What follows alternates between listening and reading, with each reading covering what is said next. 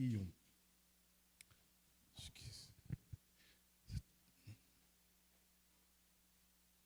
Amém?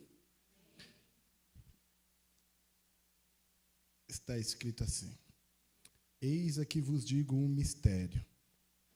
Na verdade, nem todos dormiremos, mas todos seremos transformados.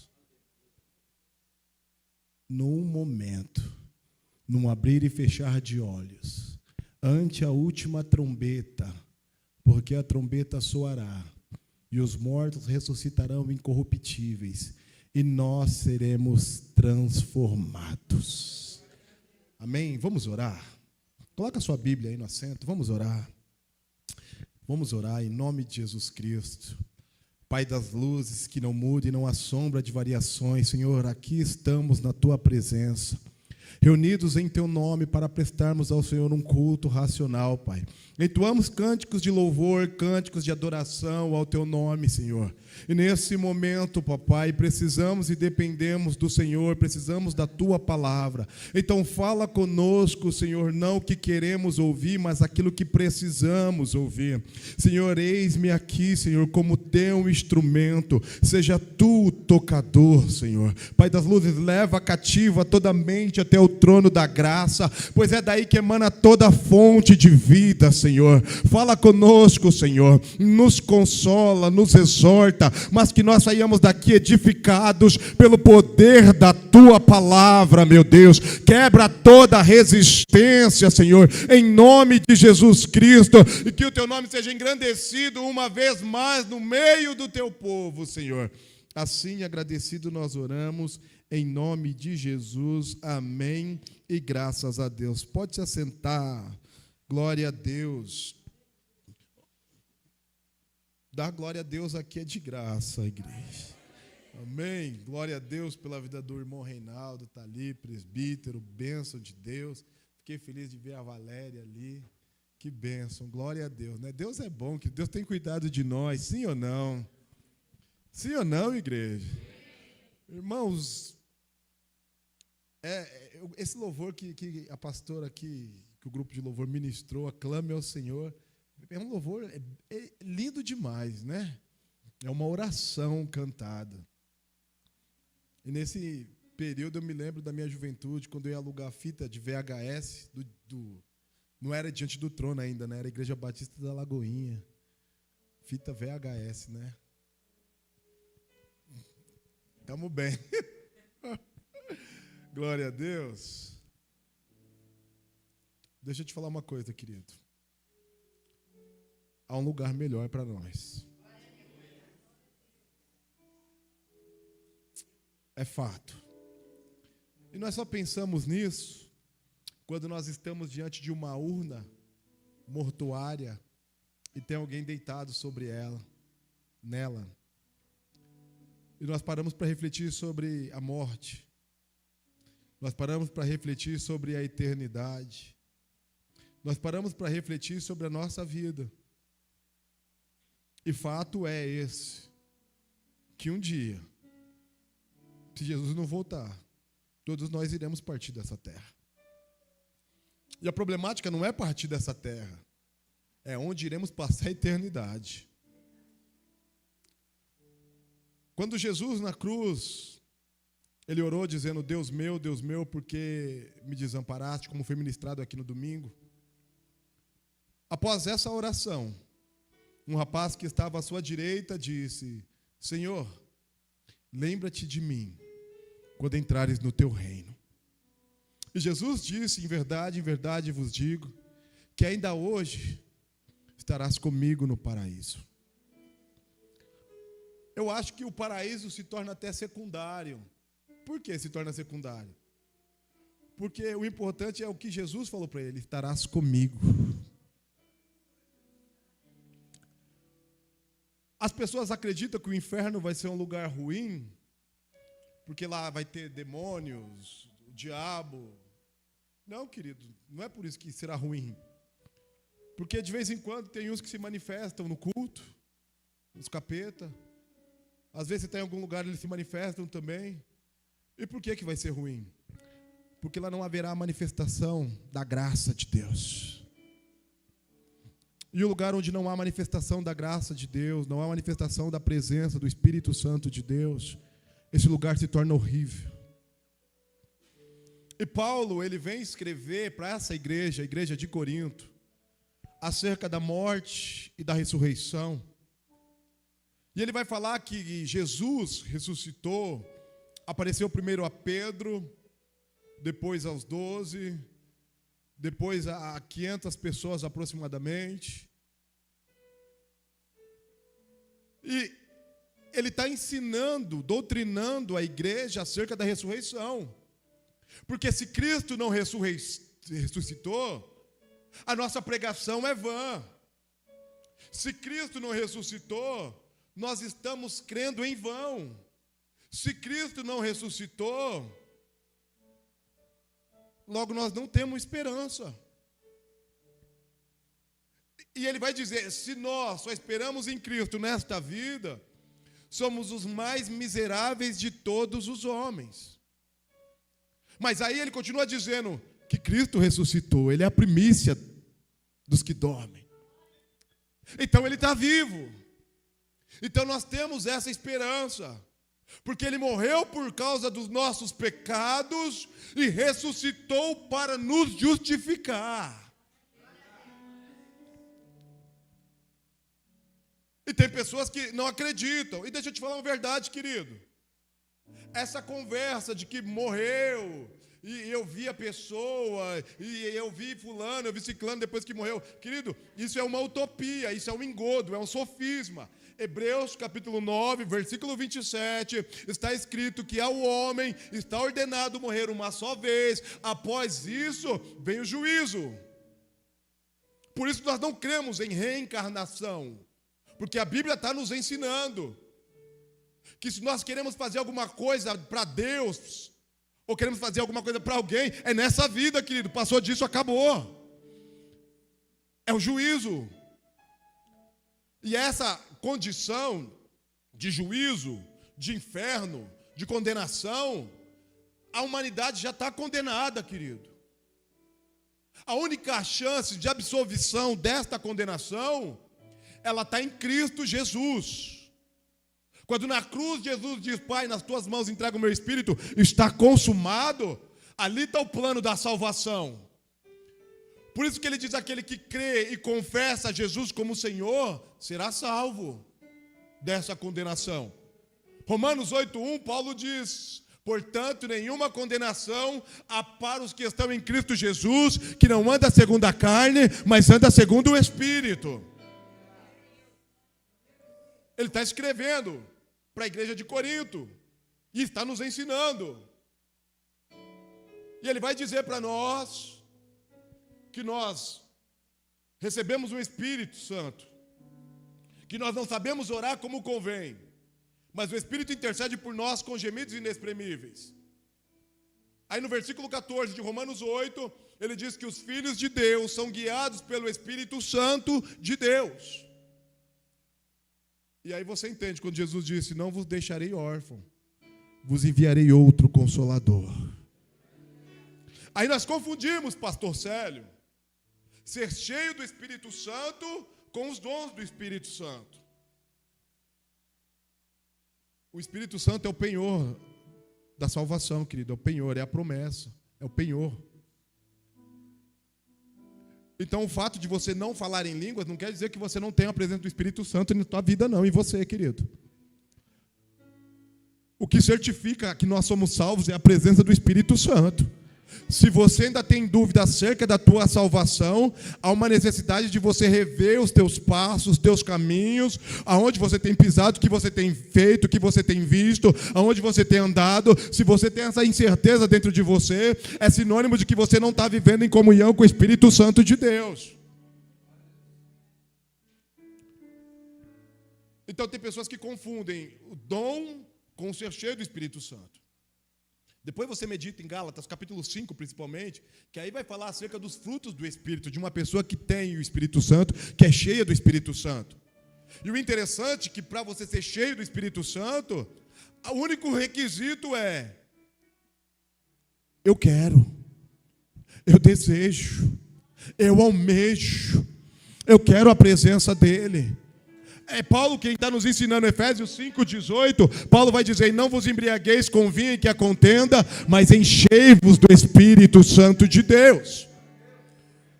Em Efésios 4,30 ele vai dizer, e não entristeçais o Espírito de Deus, no qual fostes selados para o dia da redenção. Então nós temos a presença do Espírito Santo na nossa vida. E te digo mais, esse louvor que foi cantado, Última Chance, você conhece a história desse louvor? Não? Eu vou te dizer a história desse louvor. O rapaz que compôs esse louvor, ele traiu a esposa dele. E a esposa descobriu, e deu um rebuliço santo lá, e ele se arrependeu. Foi quando ele compôs esse louvor, Última Chance.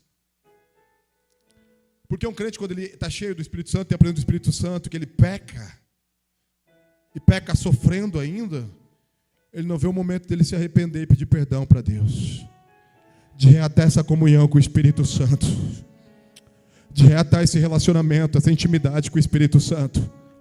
Por isso ele estava dizendo, uma chance igual a essa talvez eu não tenha mais. Quero estar em tua presença, nem que seja a última vez. Eu não posso viver sem a presença dEle. Eu dependo da presença dEle. Eu preciso me encher da presença dEle. Eu preciso reatar essa comunhão com o Espírito Santo de Deus. Você é a igreja, é Ele quem vai nos conduzir, é Ele quem vai nos guiar, é Ele quem vai nos direcionar, é Ele quem gera em nós a sede de santidade, é Ele quem gera em nós o desejo de comunhão, é Ele quem gera em nós o desejo da palavra, é Ele quem gera em nós o desejo de jejum, é Ele quem gera em nós o desejo de orar. É a presença do Espírito Santo na nossa vida que gera em nós a sede de ter relacionamento com o Criador de todas as coisas.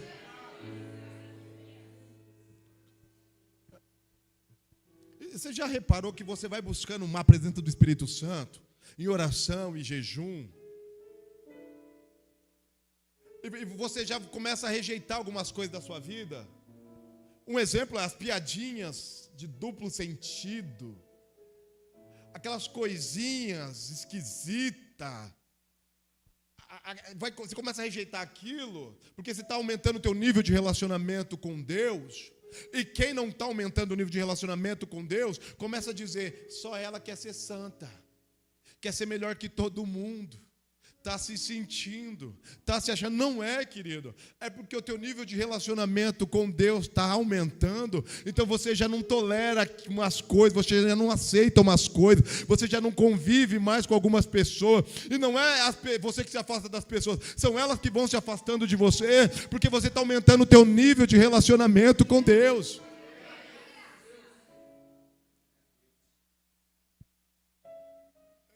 E Paulo está escrevendo à igreja que recebeu vários dons do Espírito.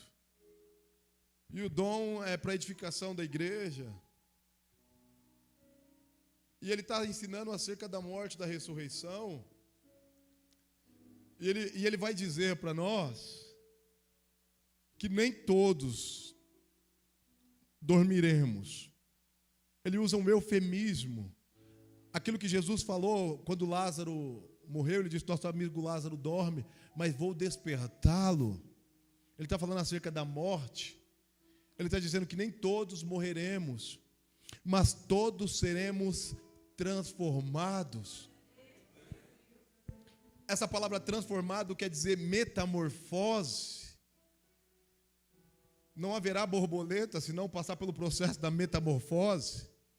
Como diz o poeta, que nem todo canto é de alegria, mas todo voo é de liberdade. Então ele está dizendo acerca da metamorfose, dessa transformação. Ele está dizendo, Maiara, que esse corpo que é corruptível, e ele não está dizendo acerca da corrupção dos homens, ele está dizendo que esse corpo aqui que apodrece, que quando a pessoa morre, as bactérias do próprio intestino já começam a comer a pessoa por dentro, que em 4 dias, como disse Marta para Jesus, está fedendo. Ele está dizendo que este corpo aqui corruptível, ele vai se revestir da incorruptibilidade. Ele está dizendo, não haverá mais morte. Esse corpo não vai mais se corromper. Esse corpo que às vezes está doente, que se você sair do banho e abrir a geladeira, você fica resfriado. Ele está dizendo que isso não vai mais acontecer. Eu vou traduzir para você. Ele está dizendo que não haverá mais doença. Ele está dizendo que não haverá mais enfermidade, que não haverá mais deformidade. Ele está dizendo que não haverá mais o câncer, que não haverá mais a diabetes, que não haverá mais o HIV. Ele está dizendo que não haverá mais essas doenças malditas que entraram na terra por causa do pecado. Ele está dizendo que este corpo que é corruptível vai se revestir da incorruptibilidade, e isto que é mortal vai se revestir da imortalidade. Então cumprir-se-á a palavra que está escrita: onde está a morte, a tua vitória? Onde está o inferno, o teu aguilhão? Aleluia, tragada foi a morte pela vitória, porque o aguilhão da morte é o pecado, e a força do pecado é a lei, mas graças a Deus que nos dá a vitória por Jesus Cristo. Portanto, meus irmãos, sede firmes e constantes, porque toda a obra no Senhor, o teu trabalho no Senhor não é em vão. Ele está dizendo que este corpo será transformado.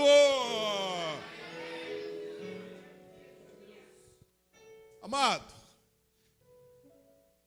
Filipenses capítulo 1, versículo de número 6, Paulo vai dizer que aquele que começou em vós a excelente obra há de completá-la até o dia de Jesus Cristo. Então eu não sou obra completa. Mas pastor, é fato, eu não sou obra completa. Você não é obra completa. Nós estamos num processo. Provérbios 4 vai dizer que o caminho do justo é como a luz da aurora, que vai brilhando, brilhando, até ser dia perfeito. E nesse processo, você vai errar, você vai falhar, você vai acertar, vai fazer muitas coisas boas. Talvez você tropique e caia, mas Deus está lá para te colocar de pé novamente. Porque você está num processo, você não é obra completa. Estamos nesse processo. Aí, 1 João capítulo 3, versículo 2, ele vai dizer: filhinhos, ainda não é manifestado o que havemos de ser, mas quando ele se manifestar, seremos semelhantes a ele. Ainda não é manifestado o que havemos de ser, mas quando ele se manifestar, seremos semelhantes a ele. Filipenses capítulo 3, versículo 21, Paulo vai dizer que pelo poder que nos capacita a colocar todas as coisas debaixo do seu domínio, ele transformará os nossos corpos humilhados, tornando semelhantes ao seu corpo glorioso. Aí no verso 20 ele vai dizer: mas nós somos. Essa é a nossa esperança. Essa é o nosso tempo com muita coisa. Nós vivemos perdendo o tempo com muito entretenimento. A tecnologia que era para nos unir, ela tem nos separado. Ela nos aproxima de quem está longe e nos distancia de quem está perto. Por exemplo, há algum tempo atrás, não vou falar tempo, porque senão você vai ficar triste. Você ia lá numa vendinha, comprava ficha telefônica, ia no orelhão torcendo para não ter ninguém lá para você fazer uma ligação. Senão você tinha que pegar a fila para ligar para a pessoa e torcer para a pessoa estar lá perto do outro orelhão para você poder falar com ela. Tudo isso daí você gastaria 1 hora, mais ou menos. Hoje não, você tem um telefone na palma das suas mãos, que por videochamada, você consegue falar com qualquer pessoa em qualquer lugar do mundo. Então, quer dizer, você ganhou tempo. Mas o que você tem feito com esse tempo? Efésios capítulo 5, Paulo vai dizer para nós remir o tempo, porque os dias são maus. Os dias são maus. Os dias são maus. E agora eu preciso entender quem é que tem governado a minha mente. Quem é que eu tenho dedicado o meu tempo. Aí alguém vai falar, pastor Célio, eu não tenho tempo para ler a Bíblia, pastor. Eu não tenho tempo para orar. Querido, você dorme cansado, já acorda cansado. Nunca se ouviu tanto falar em crise de ansiedade, crise não sei no que, depressão. Nunca se ouviu falar tanto dessas coisas como nos dias em que estamos vivendo. E no anseio nosso de querer conquistar, estamos numa existência vazia.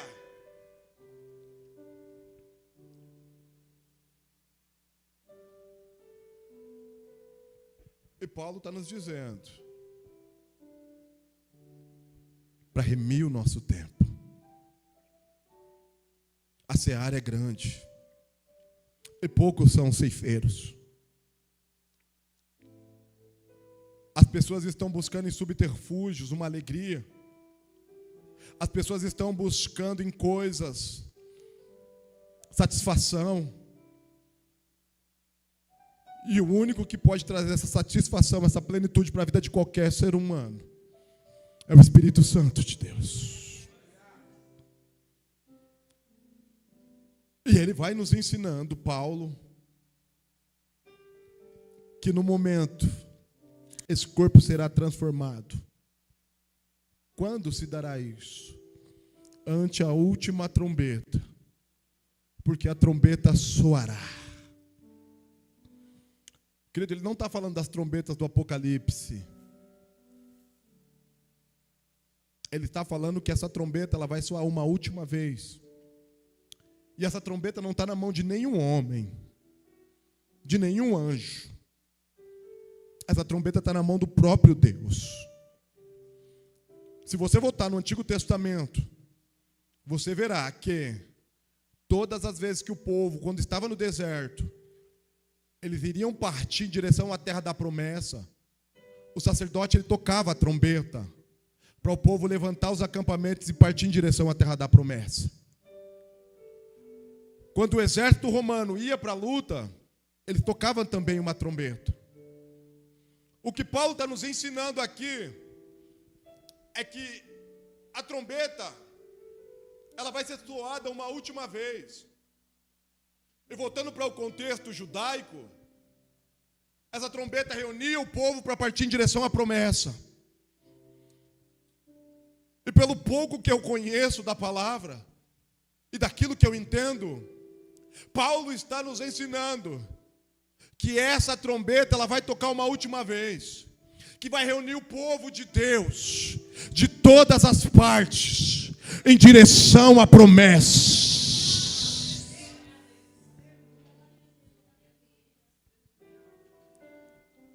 E quando essa trombeta vai soar, eu não sei, querido, o dia, eu também não sei a hora. A realidade, o que eu sei, é que eu preciso estar pronto para ouvir o soar dessa trombeta. Há quem diga, pastor, isso daí eu escuto desde que não sei que ano, desde que não sei lá o quê. Querido, se bobear, do jeito que a humanidade está caminhando a passos largos para a destruição, que dia após dia parece uma loucura nova na Terra, eu acredito que a nossa geração é a geração do arrebatamento. Eu acredito. Por que você diz isso, pastor? Porque quando eu era jovem, eu estudava. Estava no primário, ginásio, que nós íamos estudar história. Você ouvia falar de guerra, mas de uma coisa bem distante. De uma coisa bem lá atrás. Quando se tratava da Primeira Guerra Mundial. Quando se tratava da Segunda Guerra Mundial. Do Holocausto. Você imaginava uma coisa mais bem distante. E não foi tão distante assim, né? Mas você imaginava uma coisa bem longe.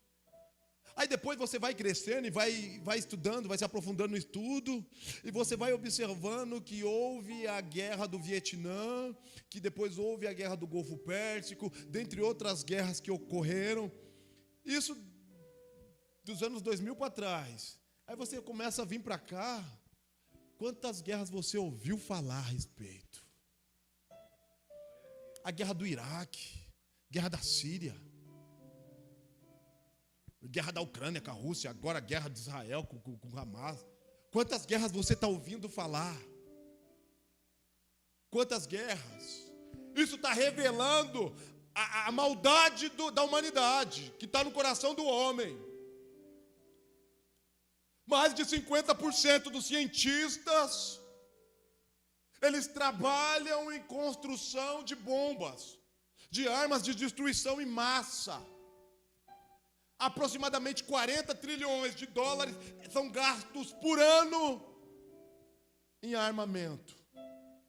Isso daria para acabar com a fome do planeta e trazer saneamento a toda a humanidade. Mas é investido em armas, em bombas, seja nuclear, química, biológica, em armas de destruição em massa. Isso está revelando a maldade no coração do ser humano, o anseio pelo poder. Nós estamos vivenciando este período, esse tempo, e não adianta nós fingirmos que não, isso não é. Isso é uma realidade que nós estamos vivendo, igreja.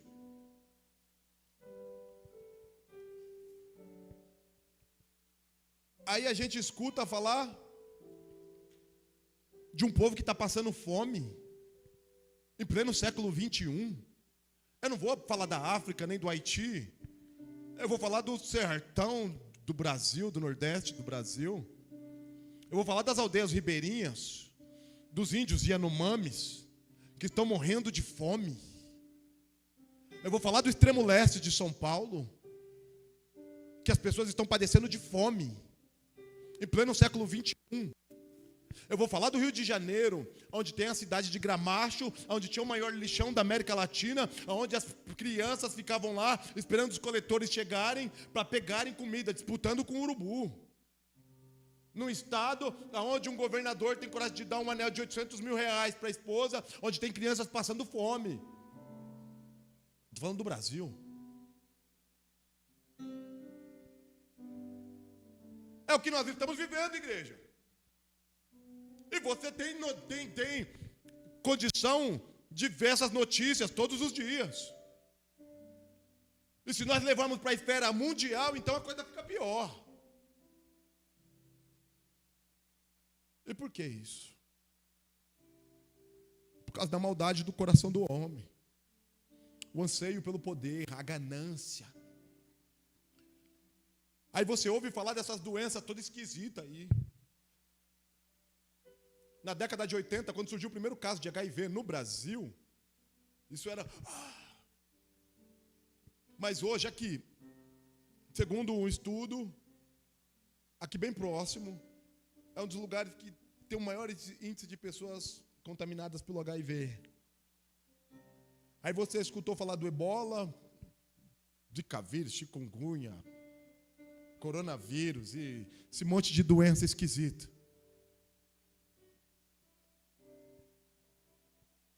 É o que está acontecendo no planeta. E eu vou fechar os olhos e fingir que não é comigo.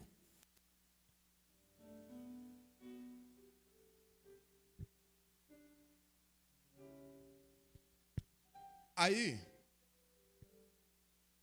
você ouve Jesus dizer, e por aumentar a iniquidade.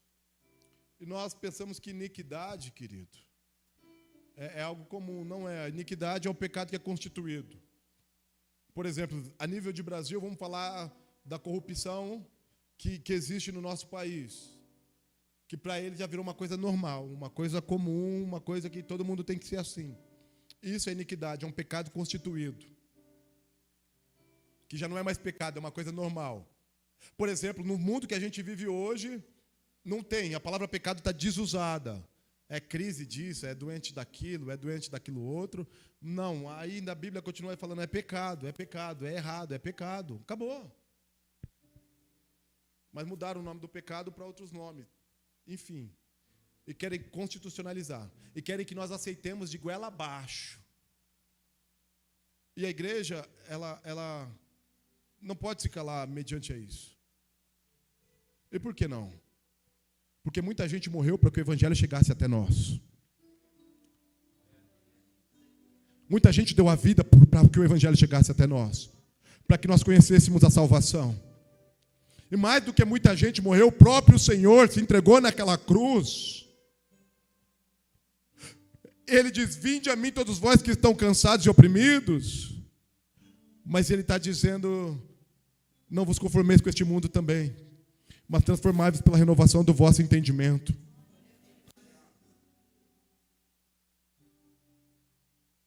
Então esse lugar aqui é um lugar de transformação, querido. Pensou, pastor Sérgio? Eu usava tanta droga e eu vou para a igreja, agora você vai ser um drogado gospel. Não, o importante é estar na igreja. Agora você vai ser um maconheiro gospel. O importante é você estar na igreja. Agora você é um adúltero gospel. O importante é estar na igreja. Querido, igreja não é um lugar que as pessoas vêm e permanecem como vieram. A igreja é um lugar que você vem do jeito que você vem, mas o evangelho te transforma. O evangelho te liberta, o evangelho muda. Essa é a realidade, querido. O evangelho transforma. Ou o evangelho me transforma, ou eu me afasto do evangelho. Mas como eu amo essa palavra, eu preciso ser transformado por ele.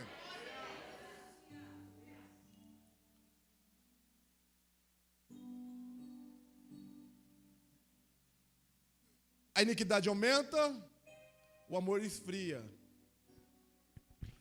E o amor esfria de tal forma que um pai, ele tem coragem de pegar o filho e pôr dentro de um latão acorrentado e colocar uma pedra de mármore em cima. Depois de alguns dias ele vai lá ver o filho, leva casca de banana para ele comer. E quando não tem a casca de banana, o filho come as próprias fezes.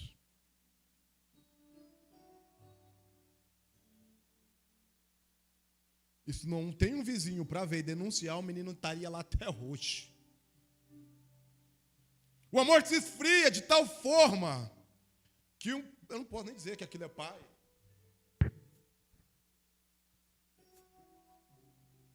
De ter coragem de abusar da filha de 27 dias. Se esfria de tal forma que uma moça gera o bebê e joga no cesto de lixo, como fez aqui no Heliópolis. Ou põe dentro de uma caçamba, como fez lá na Presidente Wilson, na Vila Carioca. Ou pega o bebê e fala: eu não quero, cava um buraco na terra e coloca o bebê dentro do buraco. Mas Deus é tão bom, mas tão bom, que o bebê 3 dias dentro do buraco, cheio de formiga, um cachorro achou o bebê, cavucou todo o chão e veio com o bebê na boca, o bebê vivo. Essa é a realidade, querido. O amor se esfria de tal forma que por causa de um aparelho celular tiram a vida, a violência generalizada, o amor tem se esfriado, a iniquidade está aí, e todo mundo achando que é normal, é o mundo que a gente vive, é normal, é o mundo que a gente vive, e mediante a tudo isso, a igreja está vivendo: eu quero carro, eu quero casa, eu quero casamento, eu quero isso, eu quero aquilo. Não, querido, Deus dá porque é gracioso, mas nós fomos chamados para proclamar o evangelho da salvação, o evangelho que transforma, o evangelho que liberta. Você não pode ficar com os braços cruzados. Jesus está voltando para buscar a sua igreja, e Ele conta comigo e conta contigo. Você não precisa de cargo eclesiástico, você só precisa abrir a boca e anunciar o amor de Cristo.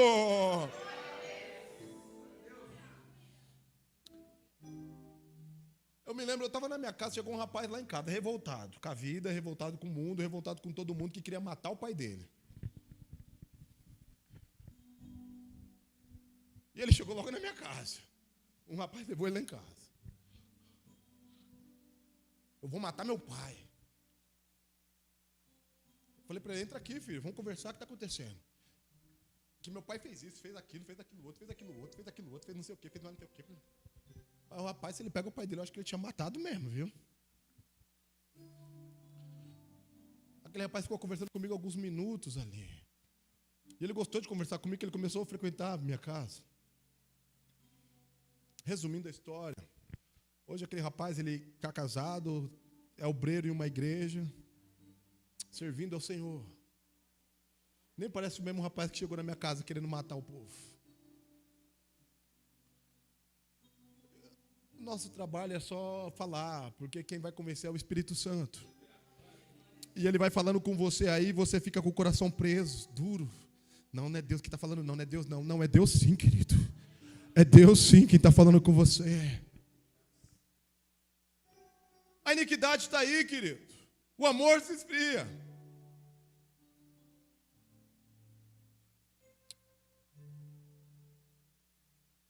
Isso que Jesus falou em Mateus 24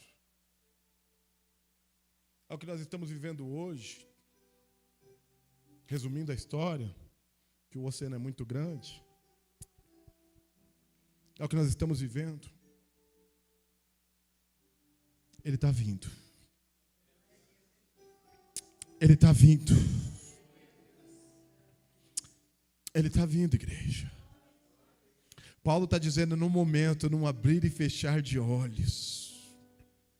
A palavra momento é átomo, átomo de segundo, muito rápido. Paulo usa um piscar de olhos porque era o que ele tinha de mais breve para falar, para que nós viéssemos entender com clareza. É no momento, no abrir e fechar de olhos, ante a última trombeta. Não vai dar tempo de eu falar, eu me arrependo. Não vai dar tempo de eu falar, misericórdia, Senhor. Não vai dar tempo de eu me consertar. Não vai dar tempo de nada disso, querido. É muito rápido. É rápido demais. É uma fração de segundo. Vai ser muito breve.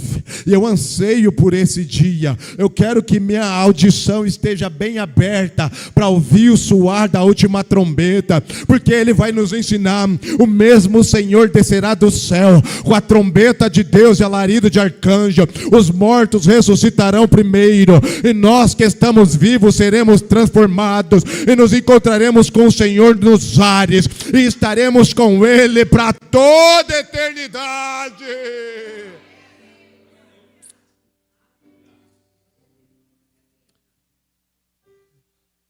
Os mortos ressuscitarão primeiro, pastor Célio. Aqueles nossos irmãos que hoje partiram, dormem no Senhor. Nós veremos eles novamente.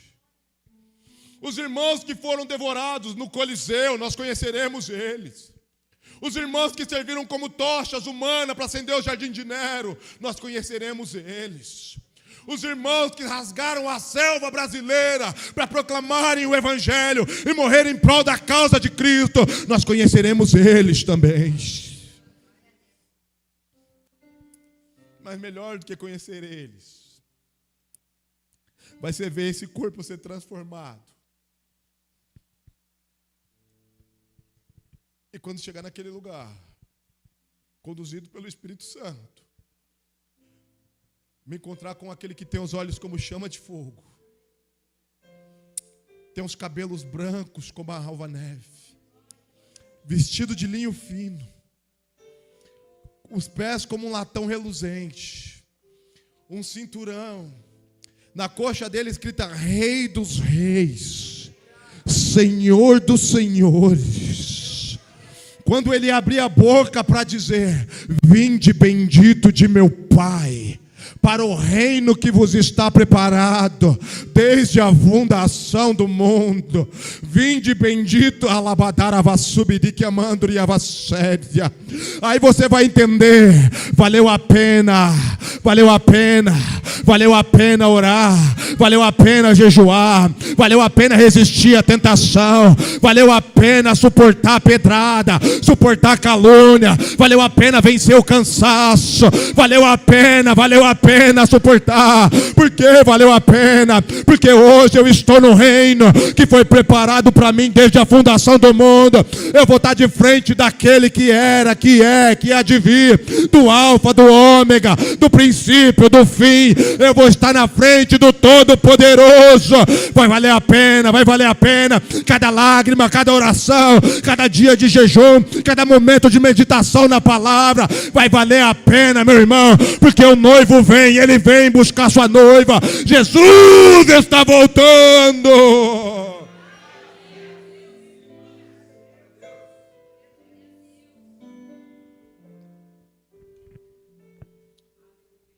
É muita coisa para falar em pouco tempo, mas isso é só um alento, querido. Que eu vou te falar uma verdade. Quando Jesus me chamou, pensa num pretinho que sofreu. Eita Deus.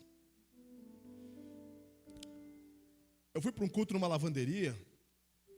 Eu tinha 14 anos de idade. E na minha casa não tinha comida, tinha farinha. Como é que comer tanta farinha com açúcar? Sabe, você fazia aquela pasta de farinha com açúcar, farinha de mandioca, que grudava até no céu da boca.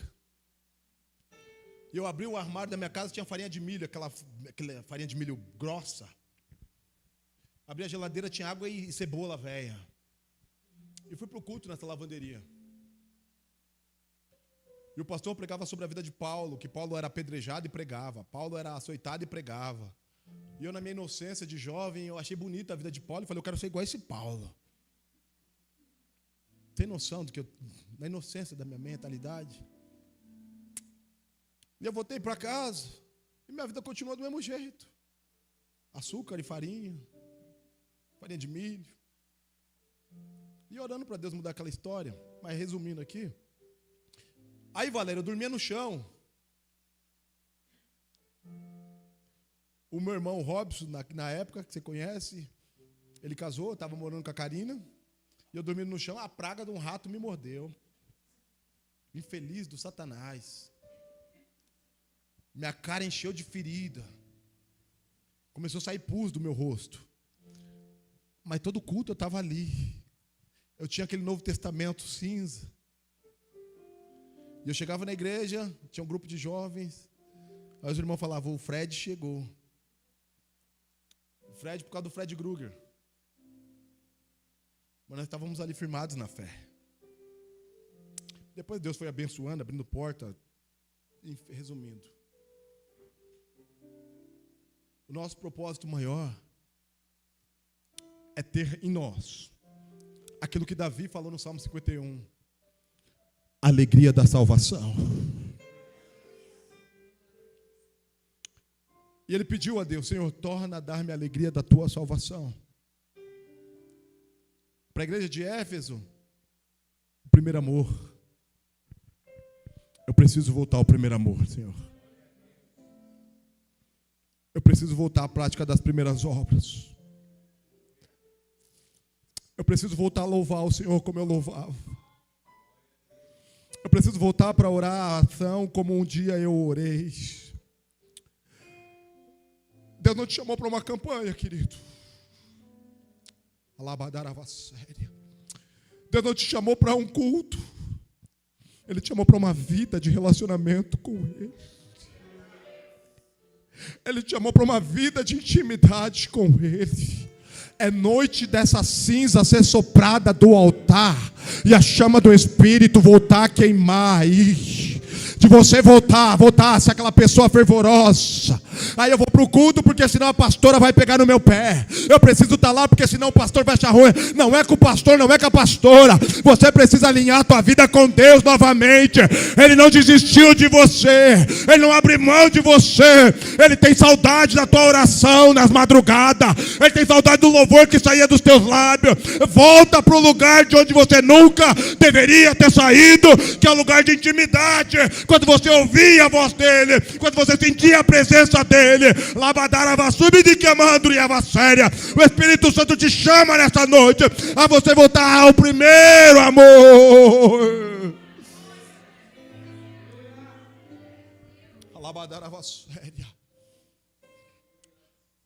Aí alguém olha e fala, pastor, com tanta luta, por que você não para, pastor? Por que você não desiste? Por que você não retrocede? Meu amado, eu sei para onde eu estou indo. Hebreus capítulo 10, versículo 37. O que há de vir virá. Mais um pouquinho de tempo e o que há de vir virá. E não tardará. Ele está voltando para nos buscar, igreja.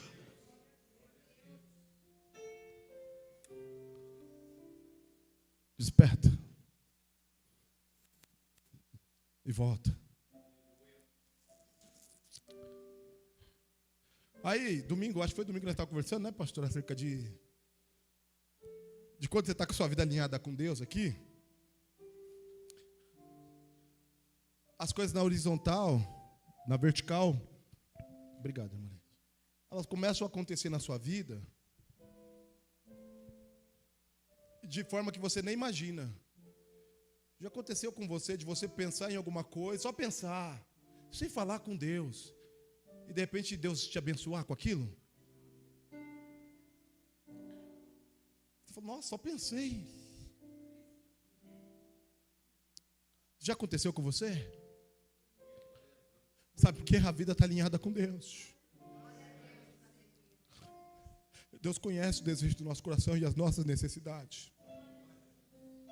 Aí eu vou ficar correndo atrás de coisa, perdendo noite de sono. Volta ao primeiro amor. Você não vai fazer nada por obrigação não, querido. É porque você já está cheio e isso daí vai emanar de dentro de você de uma forma tão natural. E é engraçado que você vai conversando com as pessoas, pastora, de uma forma natural, tão simples, porque para você é uma coisa comum. Daqui a pouco você olha para a pessoa está chorando. A pessoa está lá se tremendo toda. E que foi? Sei lá, você está falando umas coisas bonitas, eu estou sentindo um calor, um arrepio aqui. Não é para você natural, mas porque você está ali com Deus, numa intimidade, num relacionamento e está fluindo. E o que eu preciso fazer, pastor? Eu preciso voltar. Eu preciso me encher do Espírito Santo. Eu gostaria que vocês colocassem de pé, por favor.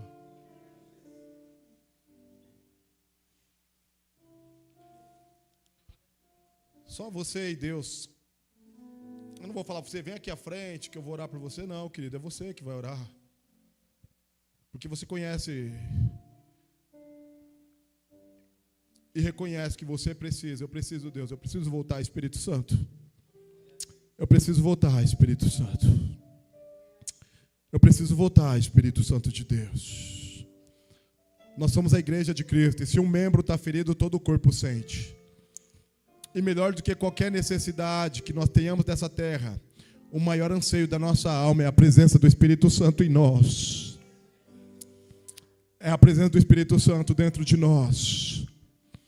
E eu falo com toda a propriedade, Ele cura a depressão. E eu falo com toda a propriedade disso. Porque Ele me arrancou de dentro daquele quarto escuro. E eu falo com toda a propriedade que Ele aviva-nos. E se nós sonhamos com um avivamento, esse avivamento precisa começar em mim. Esse avivamento precisa começar em mim. Se eu quero evangelizar, falar do amor de Cristo para alguém, primeiro eu preciso ter esse amor, sentir esse amor, viver esse amor, para poder levar esse amor